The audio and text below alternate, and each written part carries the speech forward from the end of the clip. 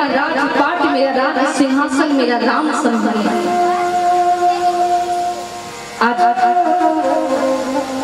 सभी गुरुजनों कहते हैं कि राजन शुभ काम में देर इस बात की, तुम तैयारियां करो और तैयारियां करके राजा को राजा बनाओ।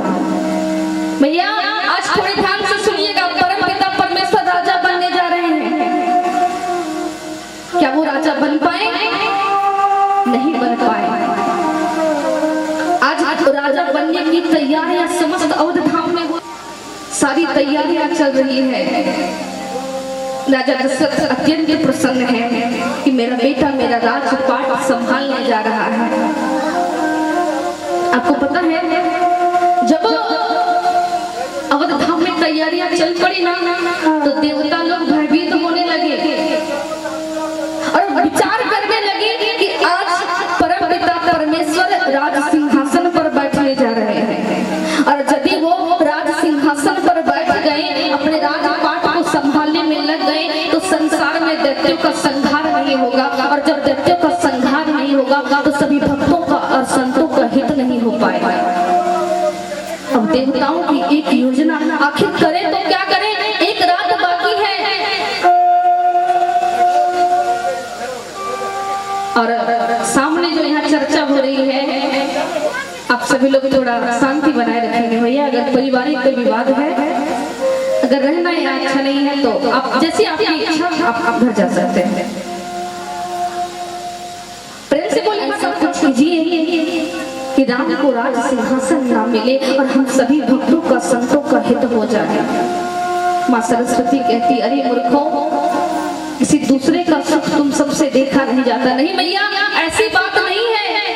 आज यदि परमात्मा सिंहासन पर बैठ गए, वो मर्यादा पुरुषोत्तम है, अपनी प्रजा के हित के बारे में सबसे पहले सोचेंगे। लेकिन यदि ऐसा हो गया तो हम सबों का क्या होगा?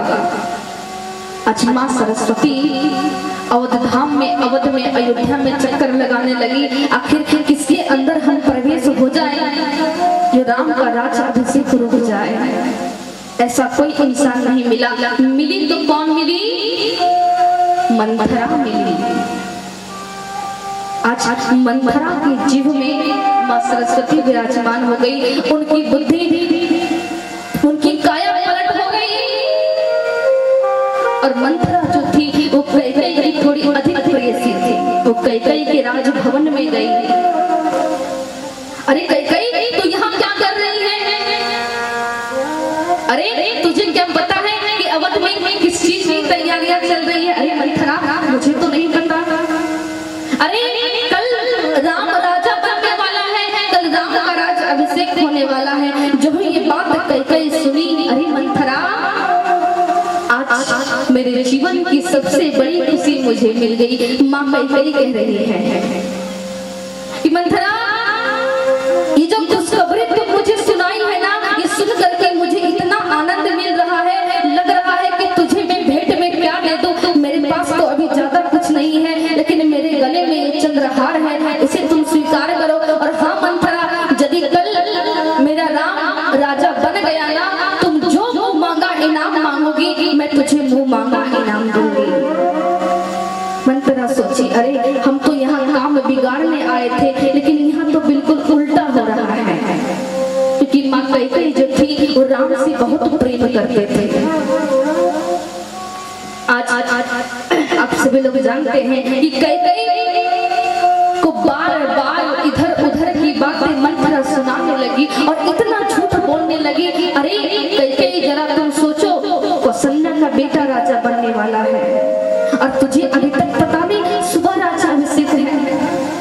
कैकेयी बोली, हाँ तो इसमें क्या दिक्कत है? अभी मेरे पास महाराज आते, मुझे बात पता चल जाती। अरे मूर्ख, तुझे नहीं पता है, लगातार 15 दिनों से तैयारियां चल रही है और तू अभी तक नहीं जान रही है। इसी प्रकार अनेक बातें करके मंथरा कैकेयी को अपने वश में कर लेती है। और जब कैकेयी को अपने वश में कर लेती है तो कैकेयी कहती है कि आखिर उपाय क्या है? मंथरा कहती, एक उपाय है रानी, यदि तुम चाहो तो सारा काम रोक सकती हो। बोले क्या? तुझे याद नहीं कि राजा से तू तुझे 2 वर मांगना है और 2 वर अभी तक तुम नहीं मांगी है। एक वर में राजा दशरथ से तुम भरत का राज्य अभिषेक मांग लो और दूसरा वर में तुम ऐसा कुछ सोचो कि राम अयोध्या से दूर चले जाए। तो दूसरा वर में क्या मांगे? अरे नहीं होगा तो राम का वनवास मांग लो। आज कई सब बातों को समझ गई, बोले क्या किया जाए? तो आप सब जानते होंगे कि जब पहले की रानियां अपने महाराज से जब रुष्ट होती थी तो उनके लिए एक विशेष भवन बनाया जाता था जिसका नाम रहता था कोप भवन। आज रानी कैकेयी कोप भवन में प्रवेश कर गई, अपने सारे श्रृंगार को उतार दी, आभूषणों को उतार दी। जब राजा दशरथ को पता चला कि रानी कैकेयी कोप भवन में है, अरे ऐसी कौन सी बात हो गई? आज महाराज दशरथ रानी कैकेयी को मनाने के लिए कोप भवन की तरफ बढ़े हैं। जो ही रानी कोप भवन में आ जाए, महाराज दशरथ सोचते हैं कि कोप भवन सुनी सचे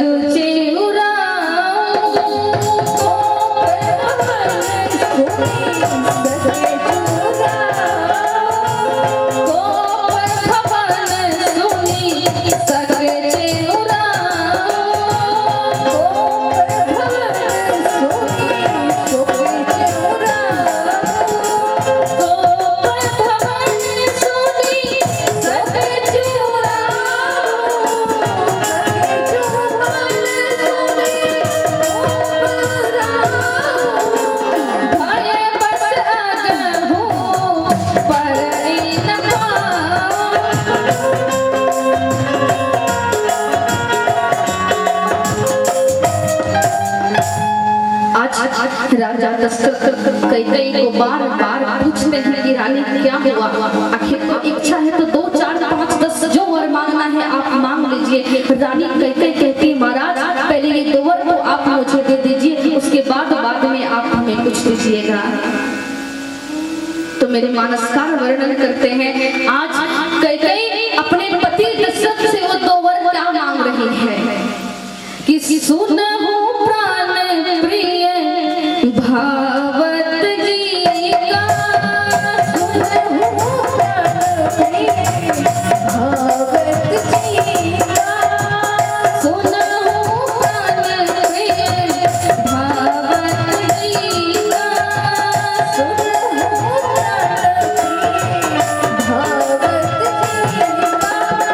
सुनहु प्राण प्रिय भावत जी का, सुनहु प्राण प्रिय भावत जी का,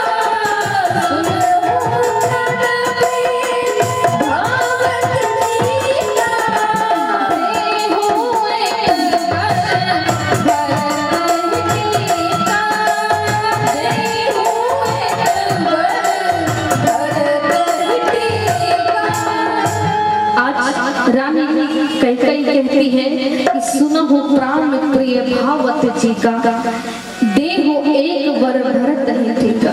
कि महाराज मुझे पहला वचन चाहिए कि राम के स्थान पर मेरा भरत राजा बने, मेरा भरत को राजा तिलक लगे। जो ही इस बात को सुनते हैं राजा दशरथ थोड़ा भयभीत होते हैं। अरे कैकेयी आज क्या मांग रही है कि बड़ा बेटा होते ही छोटा बेटा को राजा तिलक लगे? ये पहला वरदान। अब दूसरा वरदान के बारे में राजा दशरथ कहते हैं कि देवी आप अपना दूसरा वरदान सुनाओ। आज दूसरा वरदान कैकेयी सुना रही है और कहते हैं कि मांगो दूसर वर कर जोरी,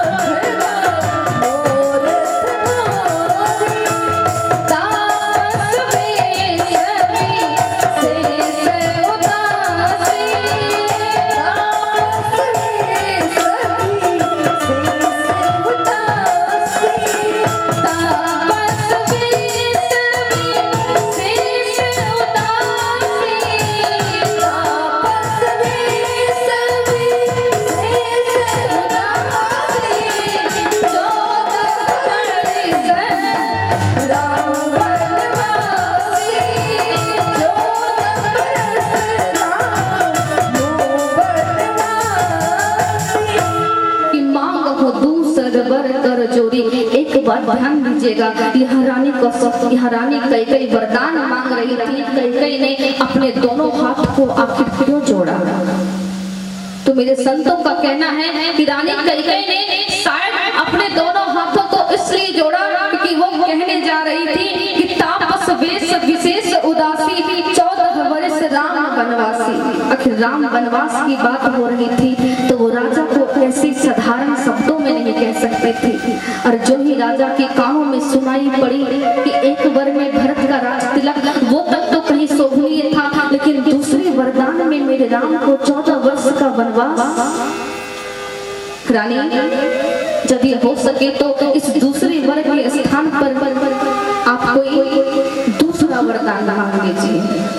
तो ही रानी कह सकते बोल पड़ती कि राजन, अभी आपने कहा कि रघुकुल रीति सदा चली आई, प्राण न जाए वर वचन न जाए। अभी आपके वचन का क्या हुआ? आज राजा दशरथ एक विवश और लाचार पिता के समान रुदन करने लगे कि आखिर एक रात में परमात्मा ने कहां से क्या कहां हमें ला करके रख दिया। आज राजा दशरथ मूर्छित होकर के गिर पड़े। पता चली ये बात राम को। राम दौड़ करके आए कोप भवन में, अपने पिता को मूर्छित देखे। जो ही अपने पिता को मूर्छित देखे, वो माता कैकेयी से राम कहते हैं कि माँ मोहि कहू मात तात दुख कारण, करी जतन जहि होई निवारण। कि माँ मोहि कहू मातु तात दुख कारण, हे माता आप मुझे मेरे तात के दुख का कारण कहिए। आखिर किस कारण से, किस वजह से मेरे पिता की ये हालत हुई है? आखिर ये मूर्छित क्यों गिर पड़े? आज रानी कैकेयी ने दोनों वरदानों के बारे में भली भांति राजा हमारे प्रभु राम को कहकर सुना दी। आपको पता है, जो ही रानी पहले वरदान के बारे में बताई ना कि राम मेरे 2 वरदान मांगने थे तुम्हारे पिता से, और वो पहले वरदान में हम भरत का टीका मांगे। अरे माँ, इतनी अच्छी बात, इतनी बड़ी खुशखबरी, अरे मेरे स्थान पर मेरा छोटा भाई भरत को राज सिंहासन मिलेगा। इस बात पर पिताजी मूर्छित हो गए।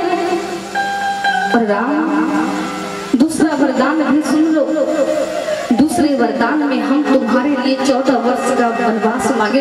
अरे माँ, अहो भाग्य हमारा, मेरे भोलेनाथ की विशेष कृपा। माँ, आपने मेरी हृदय की बात को हमसे छीन लिए और मेरे मुख की बात आप मेरे पिताजी से कह दिए। माँ, हम भी तो यही चाहते थे कि हम वन में जाए, जंगल में जाए और अपने भोलेनाथ का नाम हम जाप करें। माँ,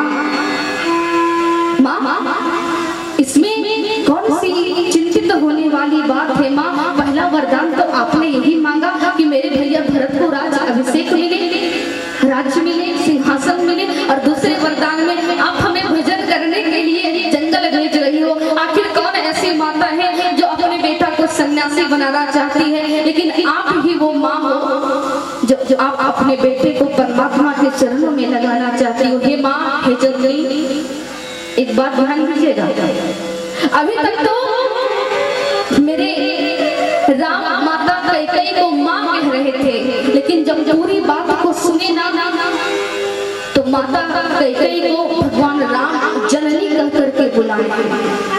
आखिर जननी किनको कहा जाता है? जो जन्मदाता है। आखिर माँ तो हम सभी को बोल सकते हैं, लेकिन जननी शब्द केवल उनके लिए प्रयोग होता है जो हमें जन्म देते हैं।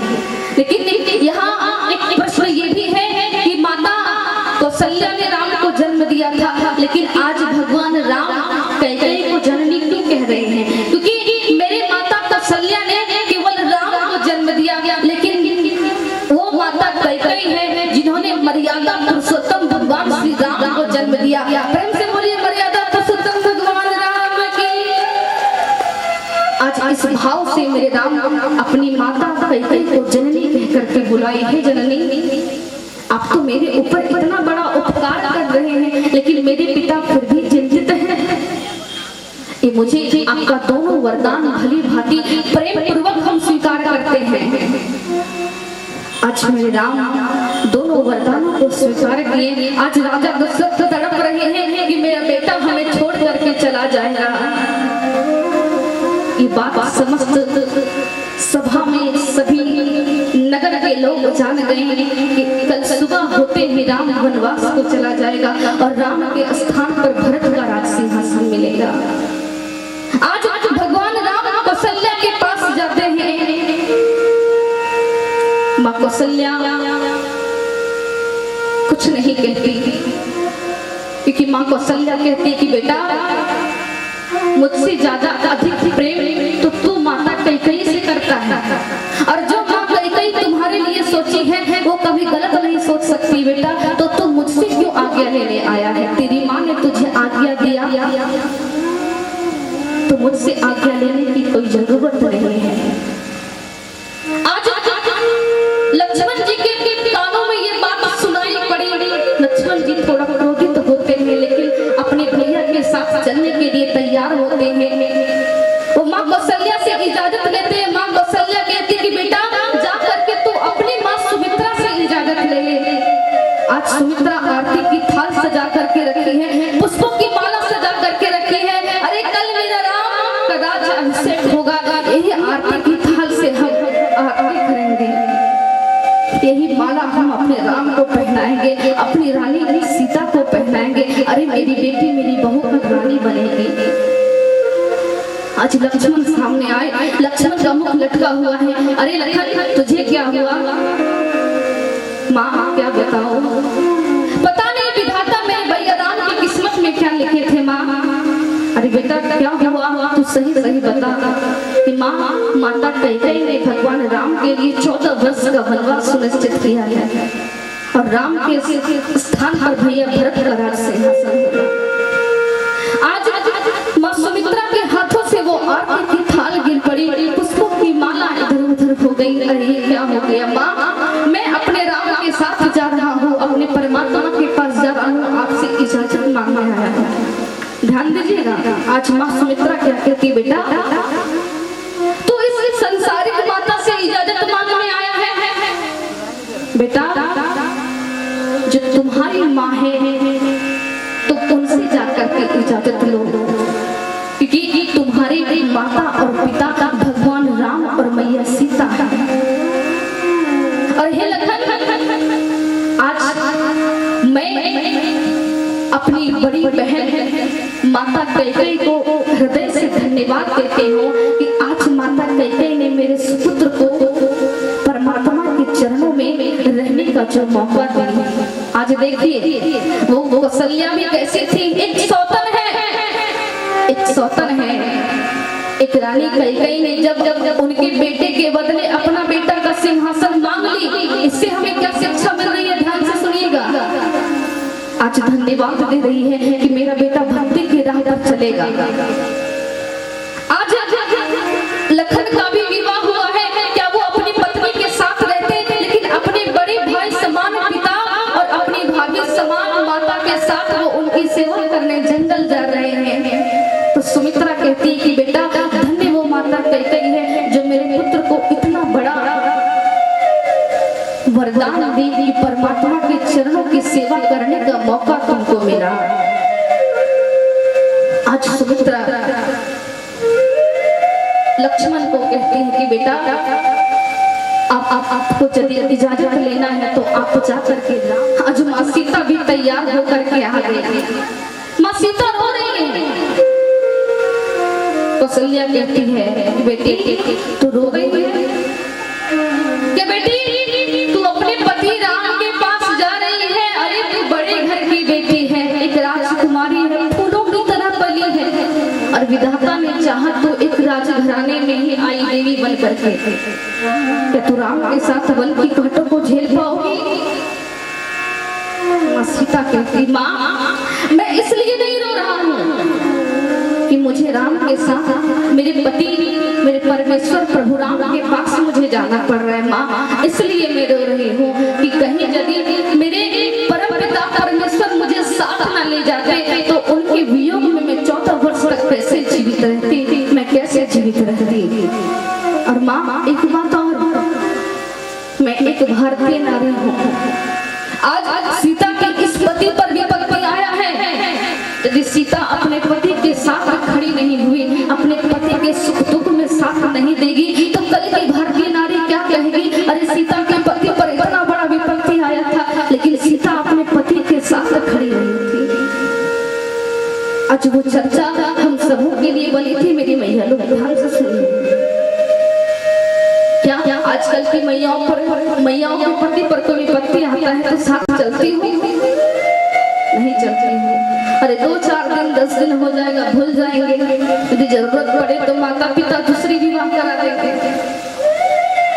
आज राम अपनी पत्नी को छोड़ करके एक साधु का वेश धारण करके आ गए।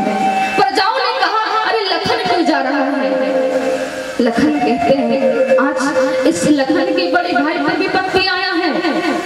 यदि लखन अपने बड़े भाई के साथ खड़ा नहीं हुआ तो हमारी प्रजा क्या कहेगी?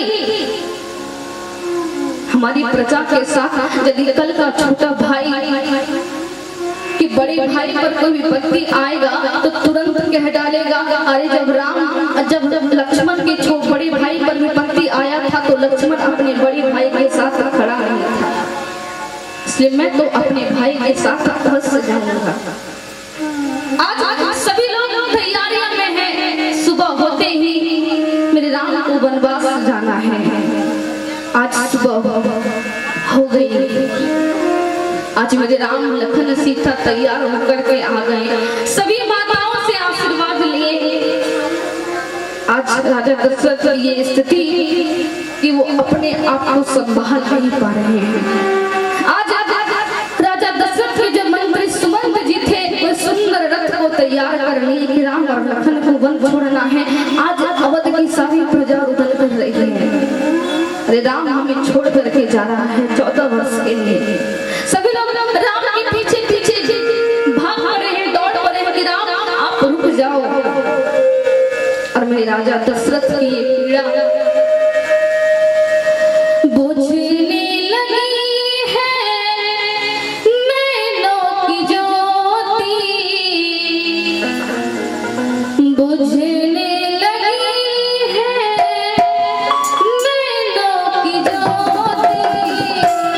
अवध को छोड़ सारा गाँव जा रहा है, रोको रे रोको मेरा राम जा रहा है, रोको रे रोको मेरा राम जा रहा है। बुझने लगी है नैनों की ज्योति, बुझने लगी है नैनों की ज्योति। अवध को छोड़ सारा गाँव जा रहा है, रोको रे रोको मेरा राम जा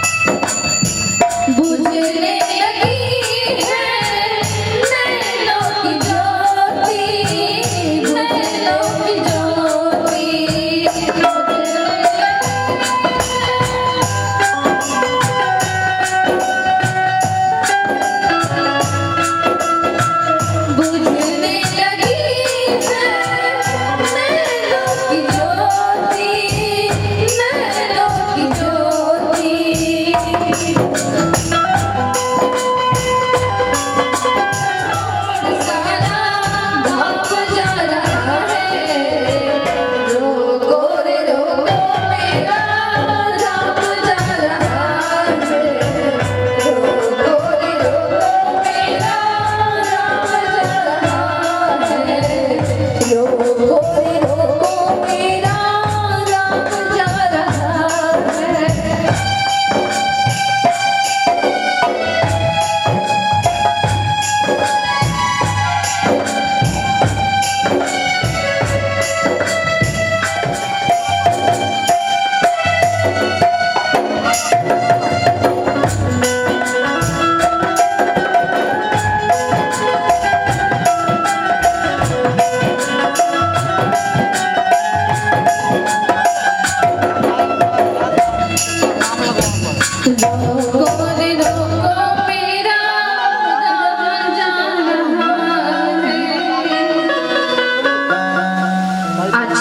मेरे प्रभु राम अपने माता के वचन के अनुसार अपने लक्ष्य की ओर चल पड़े।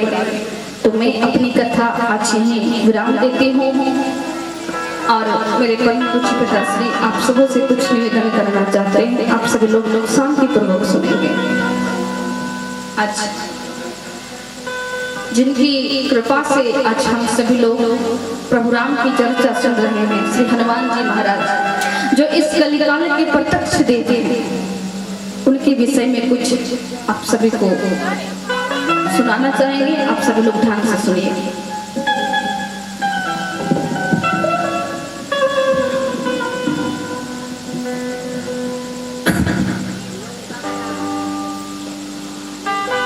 बोले प्रेम से वीर बजरंग बली की। आप लोग जगह की सोए सोवत है सो खोवत है, जागत है सो पावत है। जोर से जय बोलिए। लोगों को अनुभव हो कि यहाँ कथा सुनने के लिए कुछ लोग बैठे हैं।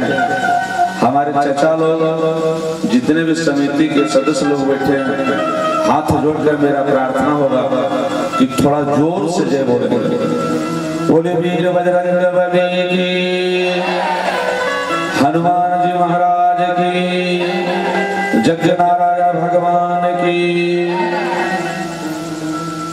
हरि ओम नमः परमहंसाय, स्वादित चरण कमल चिन्ह मकरंदाय,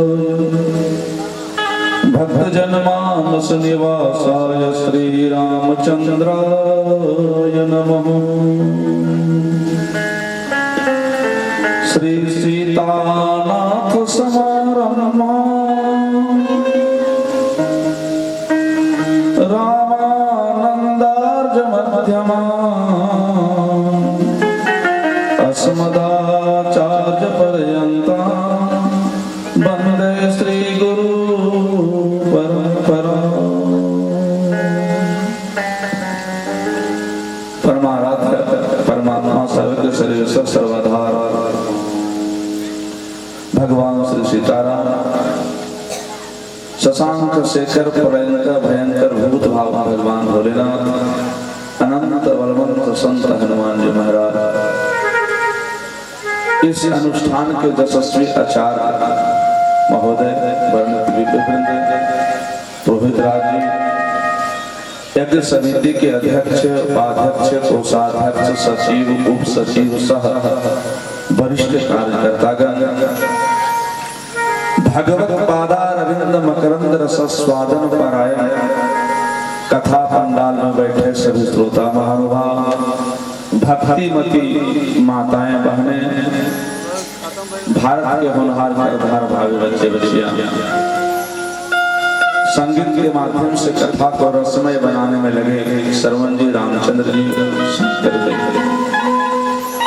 आज आप सभी लोग बहुत श्रद्धा भक्ति को लेकर हनुमान जी सह भगवान भोलेनाथ का प्राण प्रतिष्ठा को लेकर आप सभी लोग यज्ञ आयोजन में भाग ले रहे हैं। और यज्ञ की आज 7वें रात्रि की कथा है, 9 दिन की यज्ञ है। और विगत रात्रि से आप सभी लोग राम कथा को सुन रहे हैं। कौन कथा को सुन रहे हैं? मैया लोग कौन कथा को सुन रहे हैं? राम कथा को सुन रहे। भाई लोग आप लोग बताइए कौन कथा को सुन रहे हैं? राम राम कथा को सुन रहे। अच्छा, जहाँ राम कथा होती है, राम कथा के श्रोता कौन होते हैं, कोई बता सकते हैं?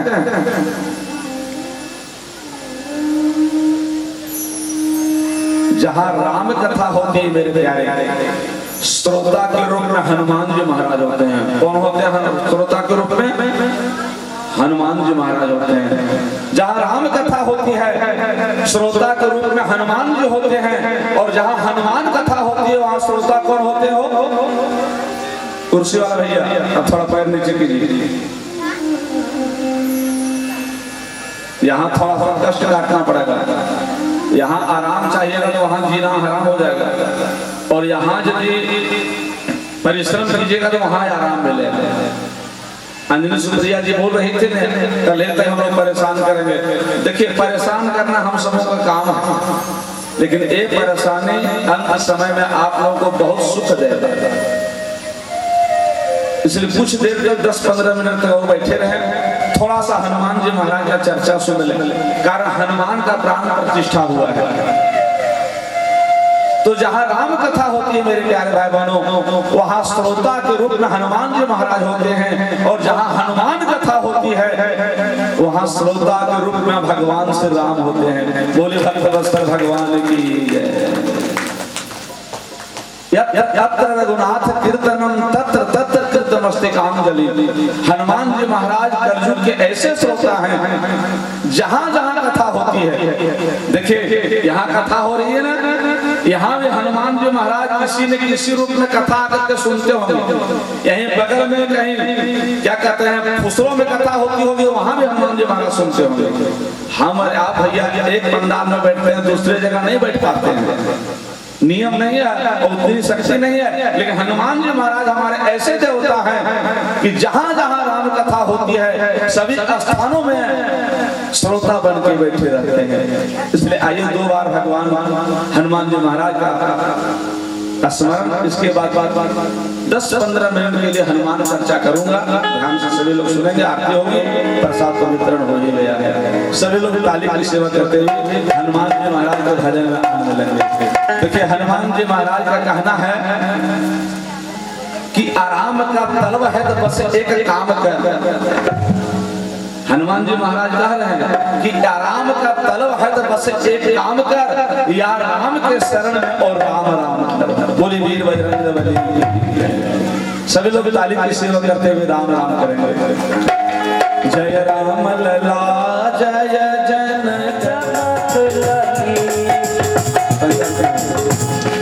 अच्छा भैया लोग, शिव चर्चा आप लोग करती हो,